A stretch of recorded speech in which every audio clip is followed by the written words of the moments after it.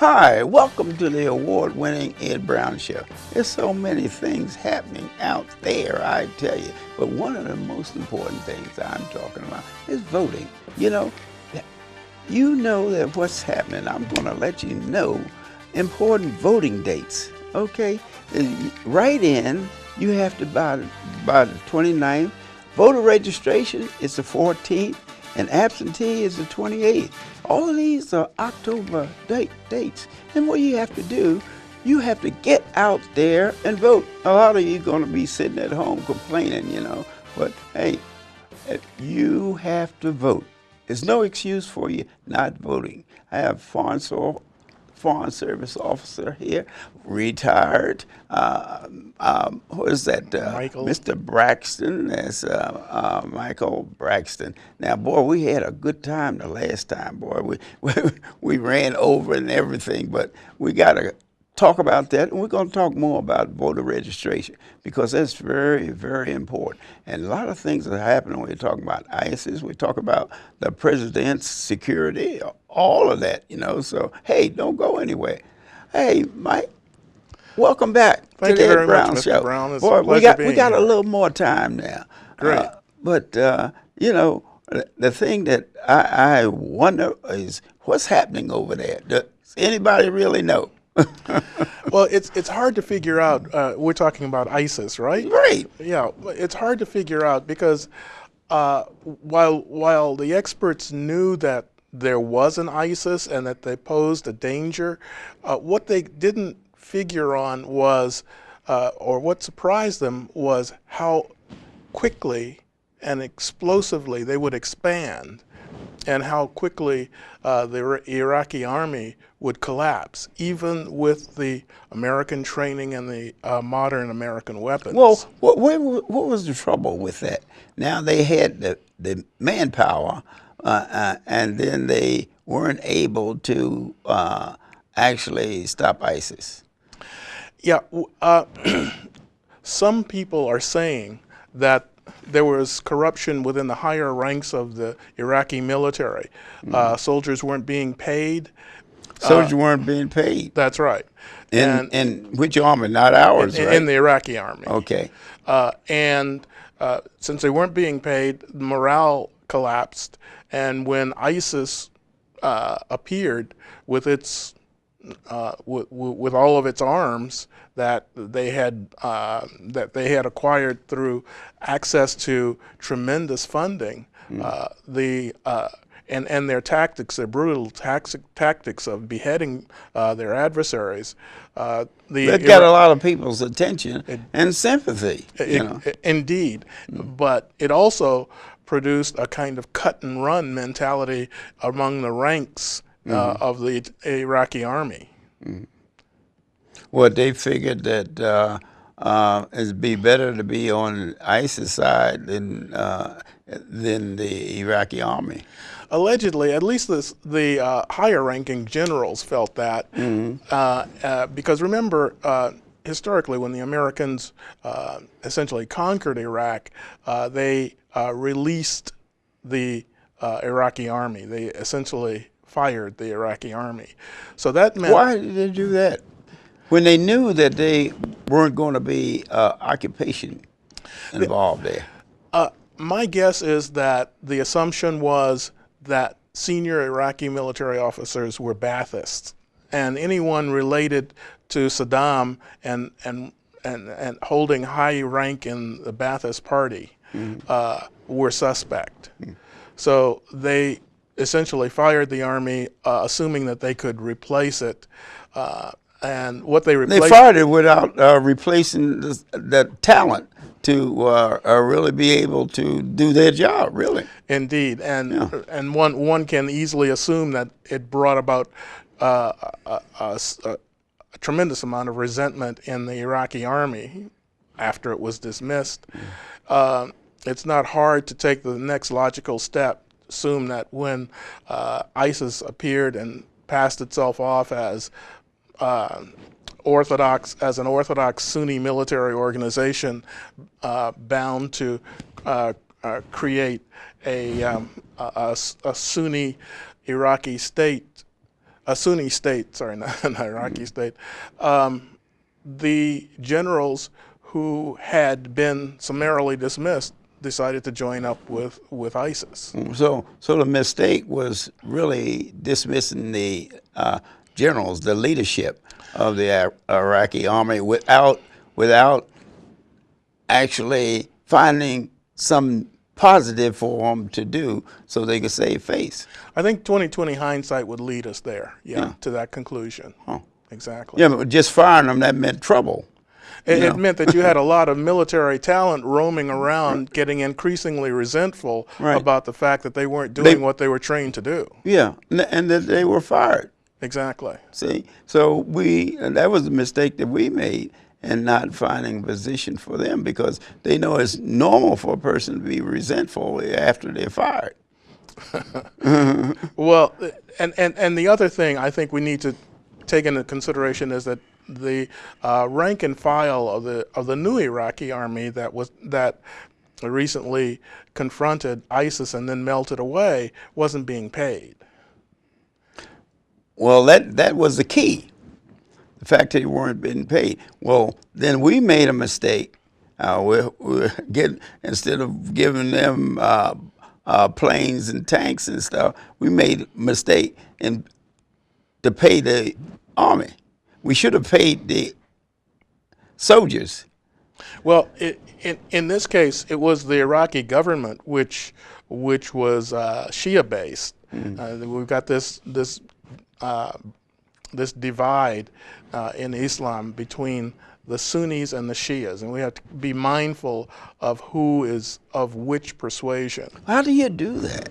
Well, I mean, they're not walking around with different colors on, say I'm Shiite and I'm Muslim. You know. Mostly geographically, there are traditional regions occupied by the Shia in Baghdad, and then the south from Baghdad down to Basra, and then there are Sunnis predominantly from Baghdad north into Anbar province up to the lands occupied by the Kurds. To the west, you have more Sunni lands, and when ISIS appeared and began to flex its military muscle, they moved from their bases in Syria through the western provinces of... They crossed the border, though. Right. Crossed the border through the western provinces of Iraq on towards Baghdad and north towards the Kurdish lands. Well, where was the opposition? The opposition... While they were doing all this. The opposition was in Mosul, which fell to ISIS, and in other cities, but ISIS has been on a roll. Right now it's beginning to bump up against the Turkish border. The Turks now have tanks on their side of the border. So we don't know what's going to happen next. But to kind of get back to the ideological foundations of ISIS, we know that they profess to be Sunni. But we also know that their interpretation is so strict that anyone who cannot match or anyone who cannot do the Sunni kind of prayer that they find orthodox is likely to be beheaded. And this beheading. What did that come out? What's the significance of beheading? It's supposed to mean something. Rather than just kill a person. One of the theories that I find compelling is, even though their actions are outrageous, you must at least look at terrorism essentially as theater. As I think Ayman al-Zawahiri said, the leader, the successor to bin Laden, said, why do you go through all this trouble? If you want to kill somebody, a bullet will do. Yeah, right. But this kind of terrorism is a theater. is theater, and so and terrorism. That brings more attention to a death than a bullet. Exactly. The bullet, everybody is shot with a bullet. Exactly. So terrorism as theater brings out family and friends pleading on behalf of the person you're about to kill, and in so doing, it promotes fear through those societies that you've targeted as as enemies. Oh, and that is way psychological. That is a way of weakening the opposition. Precisely. Yeah. It's psychological warfare, terrorism as theater. Right.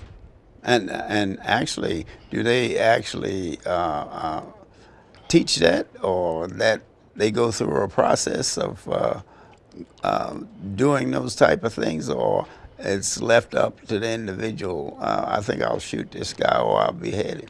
No, it's they teach that. Yeah, that's what I'm saying. Right, right. I think that's. I mean, that's not a natural human thing to do. Even your enemy, all you want to do is just get rid of them. How you get rid of them is significant. Well, exactly. There probably is some precedent in warfare in that area. I'm not an expert on this, but I think we can safely assume that the people who are actually running ISIS and want it to be seen as a larger threat than it really is in actuality, promote this because they need the publicity, the publicity and the fear associated with it to cower other countries into not joining the coalition. Yeah, but what happened with that, just like the United States didn't respond, most of the countries don't respond to that anyway. When they threaten to behead someone or something like that, I don't know of any. Have any country responded to say, well, we're going to save this person here, and they responded by saving the individual. So what I'm saying is, apparently the countries that they threaten don't respond like they think they should, because of the fact that they figure that's one life. Okay, so how is that's a psychological victory for the country. The United States, those people that were beheaded, so the family, it was terrorism, and the whole world said it was bad. But what did they achieve? Well, indeed. I mean, I guess it comes. I think you're making a good point. It comes under the category of nothing beats a failure but a try. I mean, here you have a terrorist organization that's clearly disliked and despised by the world. the world, especially other based on the execution, right? Based on the execution tactics. Whereas if they just shot him, the guy was in a war, he got shot. Well, that's the end of it. Well, indeed. I mean, Turkey had several diplomats who were under ISIS control, and once those diplomats returned, then Turkey felt it had a freer hand. The U.S., on the other hand, condemned the execution of its 2 citizens, but pursued its foreign policy interests against ISIS anyhow. As you said. Right? Yeah. Well, so that it didn't work that way. Are they picking certain religions or certain countries to do this type of bartering? Well, it appears that it's all-out war against Muslims who oppose them, and selected Christian countries. The U.S., the U.K. has suffered. France has suffered. We don't know who's next, but one can well imagine that a lot of Western countries are trying to get their nationals out of that area. And if they do that, what do they achieve? What is their motive? And what do they achieve from that type of tactic? Well, other than fear.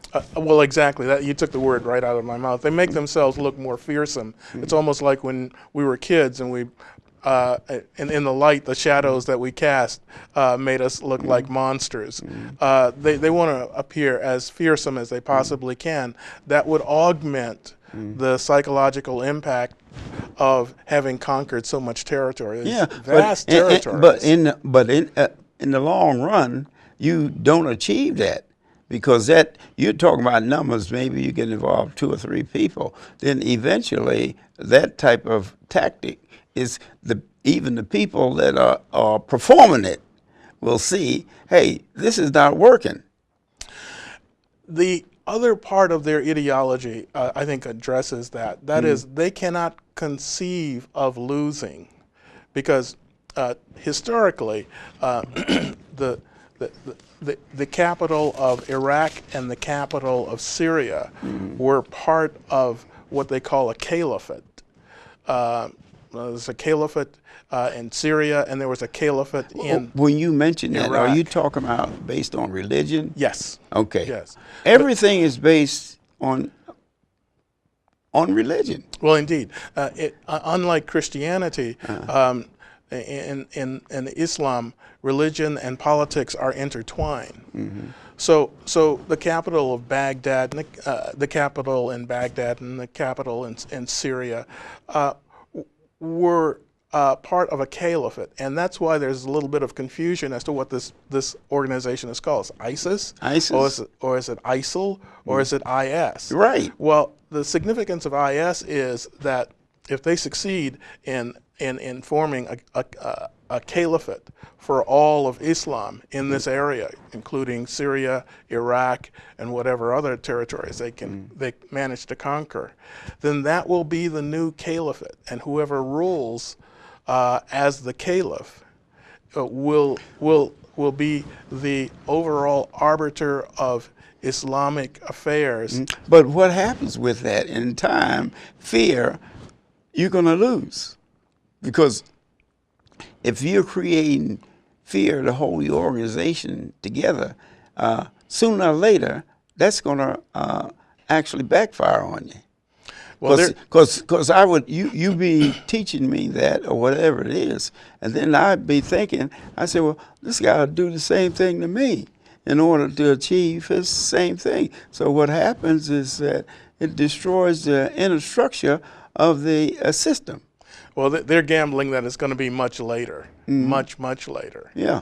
But there, at least to my knowledge, there have been 3 caliphates. The last one ended with Turkey. But the ISIS people, his name is al-Baghdadi, the leader of ISIS, is really serious about establishing this Islamic caliphate. But like I say, in establishment, he may achieve this, but it's something that's going to keep pressure on you all your life. In other words, you'll never have any peace. And then you have to, as they say, watch your back. Because even the people who have been indoctrinated, they feel after a period of time that the system will do the same thing to them. Well, I think that's an interesting point. I think it's a good one, because the Shia commemorate the death of Hussein, who was martyred by those who disagreed with him. And that's the kind of suffering and backstabbing, that kind of thing that you're talking about. Yeah, right. It's a good example. So really, there's no peace in the future, because whoever develops the most fear is the individual that's going to control the system. Well, that's an interesting observation, because actually, Islam as practiced by these people in ISIS is very, very fatalistic. And it means that once, in a sense, once I conquer all of this territory in the name of Allah, peace be upon him, then the continuation and the success and the prosperity of the caliphate I've established is up to Allah. That's the fatalism. Right. Okay. Now, you speak of Allah, and that means different things in the Arab world, different places, right? Right. Well, insofar as we're yes, insofar as we're talking about each sect's Yeah. view of what constitutes the proper the proper pursuit of religion, and clearly ISIS in its beheading of people who happen to be Christian, and those are people of the book. That is a different interpretation than virtually any other interpretation in the Islamic world. Okay. In the Islamic world, now, will there always be some sect that wants control? It's hard to say. And the only way that they are getting control now and getting attention is the brutality that they're displaying. The brutality and the military prowess that But they wouldn't have it.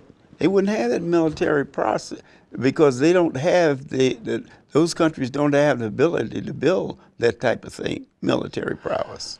Most of the weapons and everything they get from the West. Right. There was probably more faith invested in the Iraqi military that the U.S. left in Iraq and assumed would protect Iraq than was really justified. And part of the reason that they melted away was because of corruption and also because of dissent between Sunnis and Shias. The Sunnis were dispossessed of political privilege in a way that was destructive of the Iraqi state. Yeah, well, that's what I'm saying, destruction of the Iraqi state. Now, what's happening now? You go back a little history with the Turks. The Turks were some of the fiercest fighters in the world. And they are, they are associated with NATO. And why is it that those countries don't attack Turkey, knowing that it's represent the West? None of them have made attempt to attack Turkey. Well, why? That might be tactically. And Turkey is surrounded by Islam. Strategically, that may be desirable, but tactically, that may be a step too far for ISIS. Right. That's exactly what I mean. Because the Turks are known as fierce fighters, and if you go back in history, that's why they were able to establish democracy in the middle of Islam. Well, yeah, in a way, but I think before World War I, the Turks had already reached their high water mark in terms of military prowess, and by World War I, 1917, 1918, the Turks were known as the sick man of Europe. But you're right; they've recouped a lot of their military prowess, and they've I think in their conflicts with Greece, they've shown that they are power to be reckoned with. Right, exactly. In that area, I don't know, I think that would be the country that I would fear, would be Turkey, because of the history and the types of things that they were able to survive in the Arab world there. But for the last 2 decades, the Turks have been very busy building up their economy and have increased their financial reach. It'll be interesting to see in the next months and years how they react to the growth of ISIS. As I said, they've put tanks on the border. Yeah, right now. That shows that, to me, Turks are showing them, say, look, you guys can do anything you want. When you come in here, you're going to have to fight. Well, don't forget also that the Turks and the Kurds have had very bad relations. Right. And the idea of coming into this conflict and arming the Kurds is a very delicate proposition, because for the United States, you mean? For the United States doing this, yeah, is a very delicate proposition, because the Turks are very sensitive to a well-armed Kurdish state on their border. Yes, and they are responding like they normally would too. They are willing to fight, and ISIS, I think, realize that, because they've made no attempt to recruit the Turks. Why? Well, it's interesting. I mean, you've got Kurdish refugees who have gone across the Turkish border, and for their own safety, right? And they kind of form a line of that's protected by the fact that Turkey will defend its border. Yeah, but these Kurds are not exactly welcome in Turkey, because right, exactly. these people revolted against Turkish rule. Yeah, but actually the Turkish, what happens is they have established themselves as fearsome fighters through history, and being able to survive in that environment. Now how many borders they have with the Arabs? About 4, isn't it? Something like three that I can count. Oh, yeah. Iraq, Syria. Yeah. I'm not sure where else, but yeah. Yeah, and they have been dominant. Yeah. You know, as far as all the unrest in the Arab world, they haven't attacked Turkey. Well,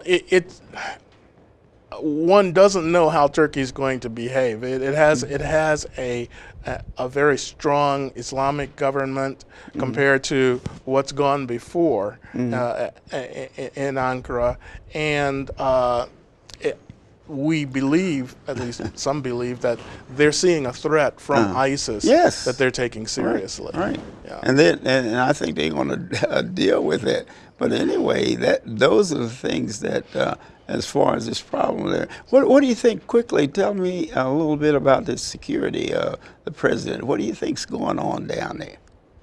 Well, it's unfortunate, really, that there have been serious security lapses.